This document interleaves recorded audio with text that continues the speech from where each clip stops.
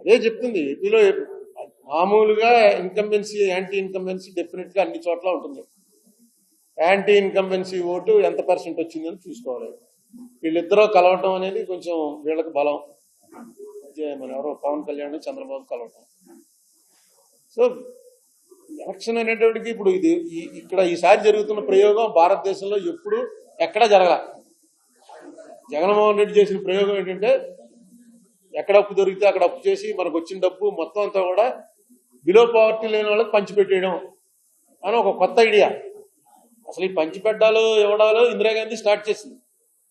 అందులో ఏమి ఇచ్చారు? ఓన్లీ భూములు ఇవ్వడం ఇవి చేశారు, డబ్బులు ఇవ్వడం చేయలే. ఎన్టీ రామారావు గారు వచ్చి బియ్యం ఇవ్వడం చేశారు. అలా అలా ఒకళ్ళు కాంగ్రెస్ వాళ్ళు వచ్చి మాఫీ అంతా రుణమాఫీ అన్నారు. నెమ్మదిగా ఎలా వస్తుందంటే మనకు వచ్చే రెవెన్యూ అంతా ఇచ్చేస్తే వీళ్ళు ఓట్లేస్తారు. అయితే ఒకటే ఓటర్ ఆలోచించవలసింది ఏంటంటే ఎందుకు వీళ్ళంత తాపత్రయపడుతున్నారు?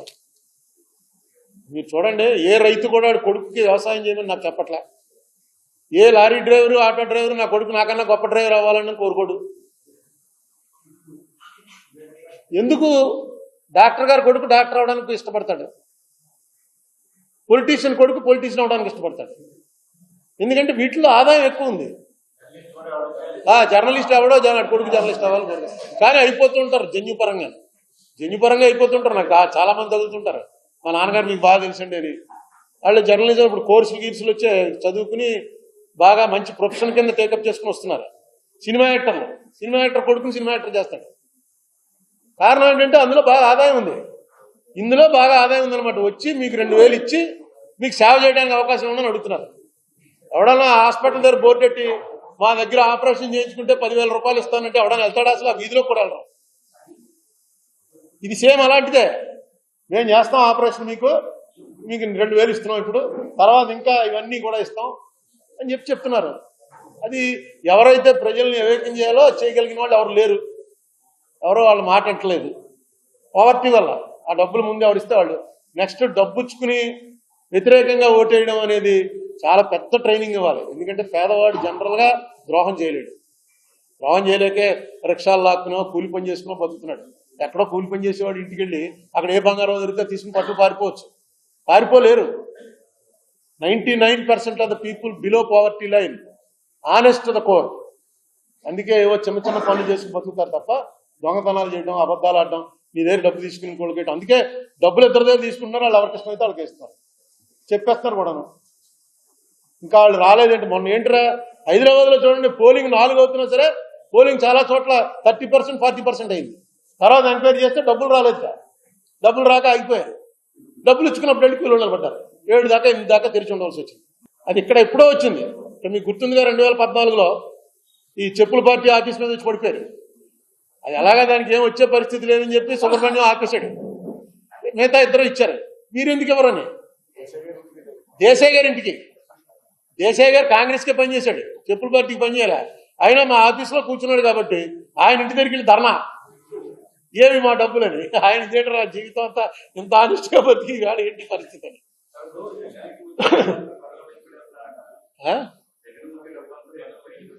వాళ్ళకు వచ్చే డబ్బు వేరు.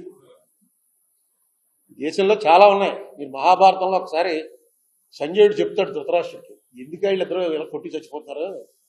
రోజు రిపోర్ట్ ఇస్తూ ఉంటాడు సంజయుడు వచ్చి, ఈవేళ 5 చచ్చిపోయారు నీ కొడుకులు, ఈవేళ 10 మంది చచ్చిపోయారు అంటే ధృతరాష్ట్రుడు అడుగుతాడు, ఏంటి ఇది అసలు ఇలా కొట్టి చచ్చిపోవడం ఏంటి, గొడవ ఏంటంటే భూమి కోసం నాయన, ఈ భూమిలో మణులు ఉన్నాయి, వజ్రాలు ఉన్నాయి, వైడూర్యాలు ఉన్నాయి, నీ బొక్కసం కోసం దాంట్లో ఉన్న డబ్బు ఉంది.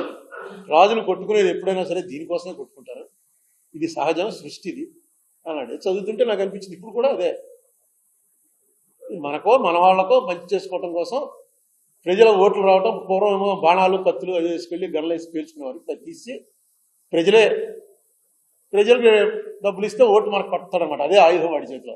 ఆయుధం ఉన్న ప్రజలు మనకు ఎక్కువ ఉంటే మనం గెలుస్తాం.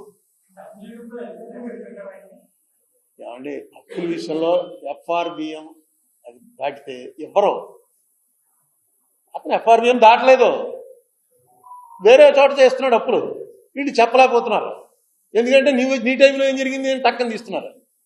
మన దురదృష్టం ఏంటంటే ఇక్కడే ఇదంతా కూడా ఓన్లీ ఆంధ్రాలోనే ఈ దెబ్బలాట. అసెంబ్లీలో దెబ్బలాడుకోరు మళ్ళీ వాళ్ళు. పోనీ తెలంగాణ వాళ్ళు అసెంబ్లీలో దెబ్బలాడుకుంటున్నారు డాక్యుమెంట్ చూపించి. ఇవాళ చూశాను పేపర్లో, సాక్షి పేపర్లో అనుకుంటాను, కింద వేస్తుంటాడు చిన్న బాక్సులు వేసి చిన్న చిన్న మాటలు రాస్తారు.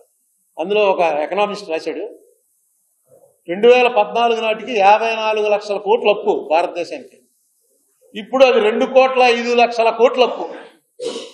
ఎక్కడ 54 లక్షలు, ఎక్కడ 2,05,00,000 కేంద్రం చేసిన అప్పు. చంద్రబాబు నాయుడు గారు కానీ జగన్మోహన్ రెడ్డి గారు కానీ ఎవ్వరూ చస్తే కేంద్రం ఎలా చేస్తుంది ఏంటని అడగరు. చస్తే మాట్లాడరు. అది ఆయన అప్పు చేశాడు, ఈయన అప్పు చేశాడు అని. దాంతోపాటు కేంద్రం కూడా ఇలాగే దేశాన్ని అంతా అమ్మేస్తుంది, ఇలా అప్పుల పాలు చేస్తుంది అని ఒక్క మాట అనరు. దీనికి చాలాసార్లు చెప్పాను, మళ్ళీ చెప్తున్నాను. అప్పు 2 రకాలు ఉంటుంది. ఇగో రెవెన్యూ ఎక్స్పెండిచరు, క్యాపిటల్ ఎక్స్పెండిచర్ అని 2 ఉంటాయి. ఇది ఇంతకుముందు స్టోరీ కూడా చెప్పాను. వాడు వెళ్ళి ఒక భూమి కొన్నాడు, ఎక్కడో ఒక 500 గజాలు రిటైర్ అయ్యాక కట్టుకుందామని కొన్నాడు. కొని దానికోసం అప్పు చేయడం మొదలెట్టాడు కట్టడానికి. ప్రతి వాయిదా కట్టాలిగా బ్యాంక్కి. వాడికి వచ్చే జీతం సరిపోవట్లేదు. నీ దగ్గర పక్క వాడి దగ్గర రూపాయి వడ్డీకి అప్పు తీసుకున్నాడు, ఇంకోటి దగ్గర రూపాయల వడ్డీకి అప్పు తీసుకున్నాడు, దాని ఈఎంఐలు కడుతున్నాడు. దాని రేటు దీనికన్నా ఫాస్ట్గా పెరుగుతుంది అనుకో, వాడు చేస్తున్న పని కరెక్ట్, క్యాపిటల్ ఎక్స్పెండిచర్ అవుతుంది. అది లేకపోతే రెవెన్యూ ఎక్స్పెండిచర్ అయిపోతుంది. ఇల్లు కట్టుకున్నాడంటే ఇల్లు కోసం అప్పు చేసాడండి అంటే అయిపోయింది. ఇప్పుడు మన వాళ్ళు చేస్తుందంతా రెవెన్యూ ఎక్స్పెండిచరే.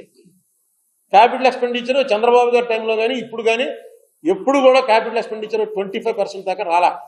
మీరు కాంగ్రెస్ గవర్నమెంట్ ఎప్పుడైనా చూసుకోండి, ఆంధ్రాలో 25% అవ్వకపోతే అక్కడ తీసేస్తారు సీఎంని. అక్కడ వేరే సెల్ ఉంటుంది ఢిల్లీలో, వాళ్ళు ప్రతిదీ చూసుకుని 25% రాలేదు అనేటువంటి ఒక వార్నింగ్ ఇస్తారు. నేను వెళ్ళి పాండిచ్చేరి సీఎం గారిని తప్పించి వైద్యలింగం ఆయన్ని సీఎం చేసింది నేనే ఇన్ఛార్జిని. నేను చెప్పాను, అతను చాలా పాపులర్ లీడరు రంగస్వామితో జనం ఉన్నారండి, మార్చొద్దండి అని. కానీ ఇగో తగ్గిపోతుంది మొత్తం. ఎలాగ మిగతా స్టేట్లు కూడా మొదలెడతాయి. ఎలాగైనా సరే ఆయనకి వెళ్ళి వార్నింగ్ చేయని. ఆయన నా వార్నింగ్ లెక్క చేయలేదు, పార్టీ పెట్టి నెగ్గేశాడు. ఆయన మళ్ళీ సీఎం అయ్యాడు. ఇప్పుడు సీఎం ఆయనే. సో ఏం చెప్తాం, కాంగ్రెస్ అయితే ఒప్పుకోదు, పోతే పోయింది, ఎలక్షన్ పోతే పోయింది. కానీ మనకు ఒక గైడ్ లైన్ పెట్టుకున్నాం, రూపాయలో పావలా ఖచ్చితంగా క్యాపిటల్ ఎక్స్పెండిచర్ చేయాలి. మిగతా 30 అయినా పర్లేదు. పావలాకు మించి వస్తుంది అనుకోండి క్యాపిటల్ ఎక్స్పెండిచర్, అది చాలా ఆరోగ్యకరమైనటువంటి దీంట్లో ఉన్నట్టు. కానీ ఓడిపోతారు. మనకు 26 సీట్లు వచ్చి ఓడిపోయినప్పుడు విజయభాస్కర్ రెడ్డి గారి పరిపాలన చేసిన 3 సంవత్సరాలు highest capital expenditure in India. 92, 93, 94 highest capital expenditure ఖర్చు పెట్టింది. ఇక్కడ 26 సీట్లు వచ్చి తుక్కు కింద ఓడిపోయాం. దానికి ఎలక్షన్కి సంబంధం లేకపోవచ్చు, కానీ కొన్ని లైన్స్ ఉంటాయి. ఇప్పుడు తండ్రి చిన్నప్పుడు సినిమాకి తీసుకెళ్ళు, ఇంకో చోట తీసుకెళ్ళి అంటే తీసుకెళ్ళకపోతే కొడుకు తెగ తిట్టేస్తాడు. మా నాన్న పక్కన చూడండి ఎంత బాగుంటుందో, మా నాన్న దొంగని. వీడు తీసుకెళ్లి ప్రైవేట్లో కూర్చోబెడతాడు, ఇంకో చోట కూర్చోబెడతాడు. వాడే ఉద్యోగం వచ్చిన తర్వాత అనుకుంటాడు, మా నాన్న వల్లే కదా నేను ఎంతవాడిని నేను. మా పక్కింటోడేమో మామూలు బొత్తిగాడు మెకానిక్ అయిపోయి షెడ్లో ఊడుస్తున్నాడు. నేను కూడా మెకానిక్ కావాలని కోరుకున్నాను, కానీ నన్ను ఇంజనీర్ చేశాడు.